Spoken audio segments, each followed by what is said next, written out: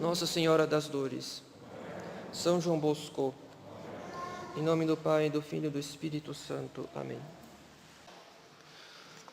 Caros fiéis, neste domingo letare, neste domingo da alegria, uma boa notícia.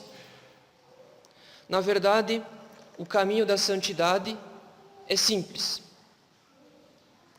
Mas com essa boa notícia, que não era do conhecimento de muitos, vem inevitavelmente uma má notícia. É provável que vivamos a vida espiritual como algo difícil, quase impossível. E quando alguém vive a vida espiritual como se a santidade fosse algo difícil, ainda que ele cumpra os seus deveres de católico, não havendo simplicidade, o progresso fica comprometido. Nesse caso, é como se a santidade fosse um horizonte que sempre se afasta, ou como uma miragem no deserto. Pois se o caminho da santidade é simples, então como adquirir a dita simplicidade? Eis uma pergunta fundamental. Para entrar na via da simplicidade, caros fiéis, temos muito que aprender com o Evangelho deste quarto domingo da Quaresma. Eis a cena. Nosso Senhor atravessa o lago da Galileia para dar descanso aos apóstolos após o retorno das missões. Mas quando chega ao outro lado da margem, uma multidão já lhe aguardava, atraída pelos seus milagres. Compadecido daquele povo, Jesus Cristo cura os enfermos e prega até o entardecer. Preocupados com a hora avançada, os apóstolos pedem a Nosso Senhor para despedir a multidão, a fim de que cada um possa comprar alimento em aldeias vizinhas, porque a margem do lago era um lugar deserto. Jesus Cristo, porém, põe à prova a fé dos apóstolos, pois como narra o Evangelho de São João, Jesus levantou os olhos sobre aquela grande multidão que vinha ter com ele e disse a Felipe: onde compraremos pão para que todos estes tenham o que comer? Ou seja, caros fiéis, Nosso Senhor, que curou os enfermos daquela multidão e que ensinou as verdades divinas, pergunta aos apóstolos de onde viria o pão para dar de comer tanta gente. Por acaso o Filho de Deus, que é a própria sabedoria, não tinha conhecimento de onde viria o pão? Por acaso o Filho de Deus, que tem poder sobre as enfermidades, não teria autoridade para operar um milagre em favor daquele povo faminto? Quando Jesus Cristo interroga o apóstolo Filipe, ele certamente punha à prova a fé dos apóstolos. Para a nossa admiração, o apóstolo Filipe não se dá conta de que bastava pedir a Nosso Senhor que fizesse algo por aquela multidão, assim como ele havia curado os enfermos que ali estavam. Pelo contrário, o apóstolo pensa nos meios materiais. E por isso ele julga que é impossível dar de comer uma tão numerosa quantidade de pessoas. Diz ele: 200 denários de pão não lhes bastam para que cada um receba um pedaço. De fato, o cálculo de Filipe foi muito exato, porque com 200 denários não seria possível alimentar mais que 2.000 pessoas. E segundo o Evangelho, havia 5.000 homens, sem contar mulheres e crianças. Com paciência divina, Nosso Senhor pede aos apóstolos para investigarem se alguém tinha trazido pães. E assim, o apóstolo Pedro apresenta um menino com 5 pães e 2 peixes. Todavia, ao invés de ouvir com docilidade qual era o plano de Nosso Senhor, Simão Pedro também dá sinais de falta de fé, pois ele diz a respeito dos pães e peixes: mas que é isto para tanta gente? O mesmo apóstolo que tinha presenciado o milagre das bodas de Caná, agora não enxerga nenhuma solução possível se não há dinheiro suficiente para adquirir os pães.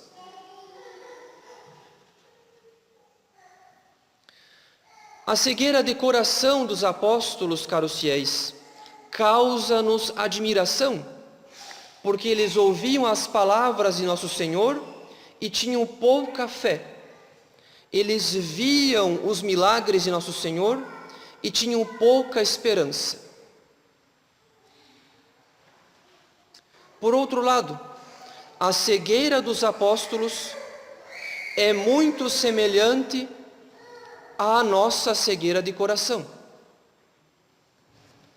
Afinal, enquanto os apóstolos fazem o pão depender muito mais de meios humanos do que da intervenção milagrosa de Jesus Cristo, nós fazemos a santidade depender muito mais de nós mesmos, do que da graça. Eis aqui a nossa cegueira de coração, caros fiéis.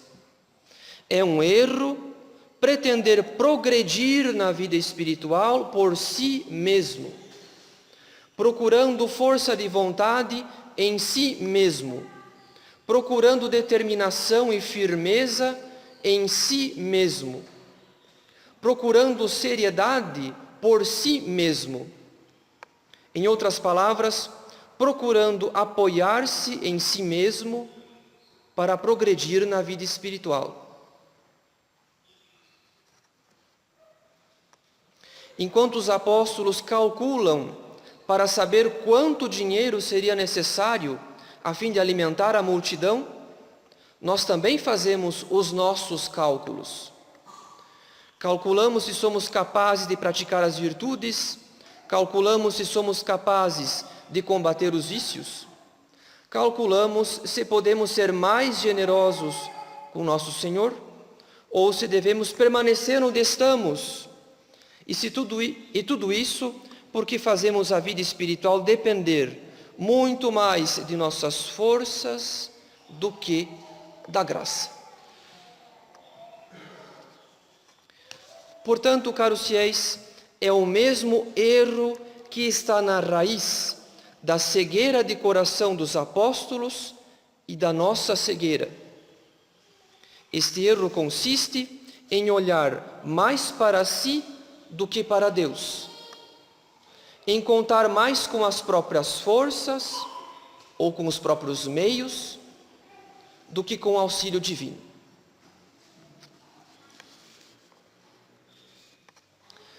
Na verdade, precisamos aprender de uma vez por todas que o primeiro passo na nossa vida espiritual não é nosso, que a iniciativa da nossa santificação não é nossa, e que a graça não nos é dada por mérito nosso, por causa daquilo que diz São João em sua epístola: nisto consiste o amor, não em termos nós amado a Deus, mas em ter-nos Ele amado e enviado o seu Filho para expiar os nossos pecados. Foi Deus que nos amou primeiro, caros fiéis. Foi Deus que, por pura bondade, nos elevou à vida sobrenatural pelo batismo. Foi Deus que determinou que nos daria a sua graça para perseverarmos na vida sobrenatural. Foi Deus que decidiu enviar o seu Filho bem-amado para resgatar-nos do pecado. Foi Deus que dispôs tantos auxílios para atrair os homens ao seu amor. A iniciativa, portanto, pertence a Deus, porque foi Ele que nos amou primeiro. Isso significa, caros fiéis, que se Deus nos amou primeiro, não foram as nossas obras que atraíram o seu amor por nós. Não foi a nossa determinação, a nossa firmeza, a nossa seriedade que atraíram o seu amor. Porque, como ensina São Paulo, eis aqui uma prova brilhante de amor de Deus por nós. Quando ainda éramos pecadores, Cristo morreu por nós. O que atraiu o seu amor não foram os nossos méritos, mas justamente a nossa condição miserável, a nossa profunda e radical miséria, que Ele gratuitamente quis remediar com a sua misericórdia. Dito isso, é esse conhecimento da iniciativa de Deus, da gratuidade do seu amor e da sua compaixão pela nossa miséria, que simplificará a nossa vida espiritual. Porque enquanto nossa vida espiritual repousar sobre a nossa iniciativa, sobre o nosso esforço, sobre as nossas obras, então somos obrigados a multiplicar nossas ações, vigiando cada movimento, cada ação, para que nada fuja do nosso controle, o que irá produzir inevitavelmente tensão e cansaço. A vida espiritual se torna assim um fardo insustentável, quando os inimigos da nossa alma devem ser todos combatidos e vencidos pela nossa iniciativa e pelo nosso esforço, como se a graça fosse um prêmio longínquo dado apenas aos esforçados. Não é essa a via da santidade, caros fiéis. A via da santidade exclui toda a tensão, todo o cansaço, todo o desânimo e toda a tristeza. Porque a via da santidade é simples. Tudo se resume, tudo está contido nessa verdade fundamental. Deus nos amou primeiro. Deus nos amou gratuitamente.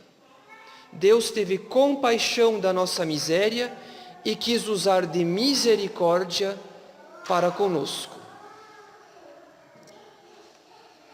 Sendo assim, diante dessa verdade fundamental, tudo se simplifica em nossa vida espiritual, porque tudo se reduz a um único ato: o amor.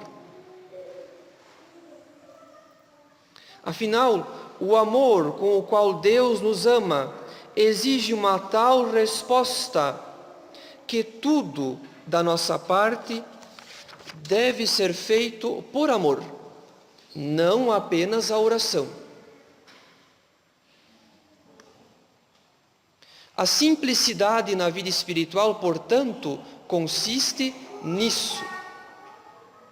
O amor deve ser o motor de todos e cada um de nossos atos. É possível amar a Deus mesmo nas pequenas coisas e sobretudo nas pequenas coisas, porque como amor se paga com amor, o dom de amor do coração de Jesus deve ser respondido com o dom de toda a nossa vida, e não somente com algumas das nossas obras.